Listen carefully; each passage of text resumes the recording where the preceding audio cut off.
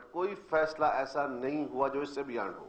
جو ہوگا قوم کے سامنے ہوگا. نہ ہم نے کسی کو کوئی ایشورٹی دی ہے، نہ سول اداروں کی طرف سے، نہ ہماری سیکورٹی اسٹیبلشمنٹ. ہم پاکستان کے قومی وقار کو، پاکستان کے قومی مفاد کو ایک ذمہ دار قوم کے طور پہ جو فیصلہ ہوگا وہ حقائق پہ مبنی فیصلے کریں گے. کوئی ہڈن فیصلہ نہیں تھا، کوئی چیز پیچھے نہیں رکھی گئی. We did not and will not compromise on our principal stand, would also not take emotional decisions, keeping in view of national interest. بسم اللہ الرحمن الرحیم. السلام علیکم. ٹارگٹ پوائنٹ کے ساتھ میں ہوں آسمہ چودھری. ناظرین، نیٹو سپلائی کی حالت آج کل پاکستان میں ایسے ہو گئی ہے کہ خاص طور پہ اقتدار کے ایوانوں میں کوئی بھی اس کا والی وارث بننے کو تیار نہیں، کوئی اپنے سر نیٹو بحالی کا کریڈٹ لینے کو تیار نہیں. ہر کوئی اپنی گردن بچا رہا ہے کہ شاید وہ اس کے شکنجے میں نہ پھنس جائے. فوج کی اگر ہم بات کرتے ہیں تو وہاں سے ایک پریس ریلیز آ گئی کہ ہمارا نیٹو بحالی میں کوئی تعلق نہیں ہے اور یہ فوج کے ایجنڈے میں بھی شامل نہیں ہے. دوسری جانب پرائم منسٹر صاحب کل جو دفاعی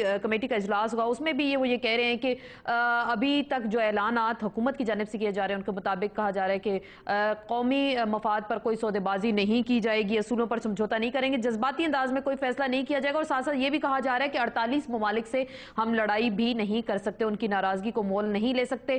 قائرہ صاحب انفارمیشن منسٹر ہیں، وہ یہ کہہ رہے ہیں کہ ابھی تک اس کی بحالی کو کوئی فیصلہ نہیں ہوا اور جو بھی فیصلہ ہوگا وہ عنقریب سب کو سامنے لایا جائے گا. لگتا کچھ ایسی ہے کہ ہر ایک اس کو اپنے کندھے سے اتار کر پارلیمان کے سر پر پھینکنے کو تیار ہے. دفاعی کمیٹی میں بھی کل یہی کہا گیا کہ جو فیصلہ ہوگا پارلیمان کی روح کے مطابق ہوگا.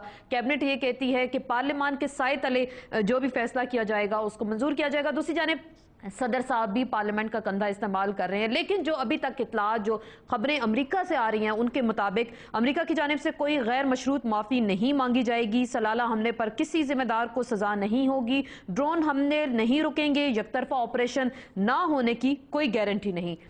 صرف 1.1 ارب کولیشن سپورٹ فنڈ کا. تو اس میں کون سی پارلیمان کی قرارداد کی روح کے مطابق فیصلہ ہوگا، کون سی پارلیمان کی قرارداد کی عزت و تکریم کی اس میں حفاظت کی جائے گی. دوسری جانب اپوزیشن کو بھی شاید لگتا کچھ ایسا نہیں ہے کہ ابھی پارلیمان کی عزت یاد آئی ہے، کوئی اپنے جلسے جلوسوں میں مصروف ہے اور کوئی اپنی مہم اٹھا کر اس پر یا پھر صرف ہاتھ اٹھا کر حکومت کو بد دعائیں دے رہے ہیں. عمران خان کی بات کرتے ہیں تو وہ اپنی تحریک کو نیٹو میں شامل کر لیا گیا. میاں صاحب 3 دن سے خاموش ہیں، اس حوالے سے کوئی واضح سٹیٹمنٹ نہیں آیا کہ اپوزیشن کی اس میں حکمت عملی کیا ہوگی. دفاع پاکستان کی بات کرتے ہیں تو وہ بھی خاموش ہیں اور کوئی کسی اپوزیشن ابھی تک ایجنڈا نہیں دیا. اگر اس کی مخالفت تو کر رہے ہیں تو نیٹو سپلائی لائن کو وہ روکیں گے کس طریقے سے اگر اس کو حکومت اوپن کر دیتی ہے روٹس کو. اور لگتا کچھ ایسا ہی ہے کہ اپوزیشن کا بھی جیسے ہم ذکر کریں، کسی کو شاید خادمین کا ڈر ہے، کسی کو شاید کسی عربی شہزادے کا ڈر ہے اور کہیں سے کچھ امریکی فکر بھی کسی کو کھائے جا رہی ہے. اسی پہ مزید بات کریں گے. نیٹو سپلائی لائن اگر کھلتی ہے تو پاکستان کی سیاست پر اس کے مزید کیا اثرات ہوں گے. ایک مختصر سے بریک کے بعد